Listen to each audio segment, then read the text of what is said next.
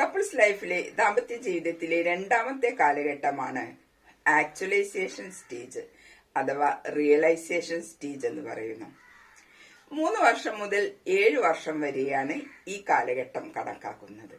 Passion സ്റ്റേജില് തേന്, പാല്, ചക്കര എന്നൊക്കെ വിളിച്ച് പിന്നാലെ നടന്നിരുന്നവർ ദമ്പതികൾ രണ്ടാമത്തെ സ്റ്റേജ് ആകുമ്പോഴേക്കും, ആക്ച്വലൈസേഷൻ സ്റ്റേജ് ആകുമ്പോഴേക്കും പരസ്പരം റിയൽ ആയിട്ടുള്ള സ്വഭാവങ്ങളൊക്കെ മനസ്സിലാക്കിയിരിക്കും.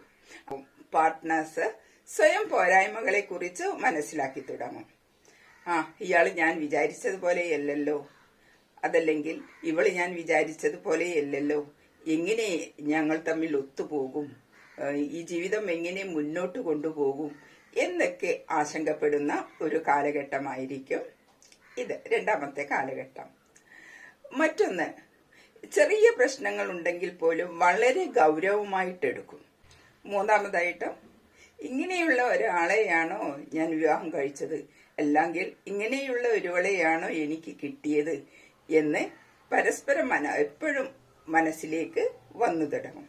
നാലാമതായി, പാർട്ട്നേഴ്സ് തമ്മിൽ പരസ്പരം അംഗീകരിക്കാൻ പറ്റാത്ത ഒരു അവസ്ഥ വരും. രണ്ടുപേരിലും ചിലപ്പോൾ പരസ്പരം അംഗീകരിക്കാൻ പറ്റാത്ത അവസ്ഥ, വിമർശനങ്ങളും കുറ്റപ്പെടുത്തലുകളും ഒക്കെ ഉണ്ടാവുമ്പോൾ പരസ്പരം അംഗീകരിക്കാൻ പറ്റാത്ത അവസ്ഥയിലേക്കും കോൺഫ്ലിക്റ്റുകളിലേക്കുമൊക്കെ ചിലപ്പോൾ പോയിട്ടുണ്ടായിരിക്കാം. ഇതിനിടക്ക് 1-2 കുട്ടികളൊക്കെ ഉണ്ടാകും. അപ്പൊ കുഞ്ഞുങ്ങളെ ഓർത്ത് ഇനി അങ്ങനെ ജീവിതം മുന്നോട്ട് പോകാം, അഡ്ജസ്റ്റ് ചെയ്ത് ജീവിതം മുന്നോട്ട് പോകാം എന്ന ചിന്തയിലേക്ക് പോകും. എന്നാൽ പ്രിയപ്പെട്ടവരെ, നിങ്ങൾ ഓർക്കേണ്ട ഒരു കാര്യമുണ്ട്. ദാമ്പത്യ ജീവിതം അഡ്ജസ്റ്റ്മെന്റിലൂടെയല്ല പോകേണ്ടത്. ദാമ്പത്യ ജീവിതം ഒരിക്കലും ഒരു അഡ്ജസ്റ്റ്മെന്റിലൂടെ പോകരുത്. കാരണം അഡ്ജസ്റ്റ്മെന്റിലൂടെ പോവുകയാണെങ്കിൽ അവിടെ എപ്പോഴും പ്രശ്നങ്ങളും ദുഃഖങ്ങളും വിഷമങ്ങളും ഒക്കെ ഉണ്ടായിരുന്നിരിക്കും.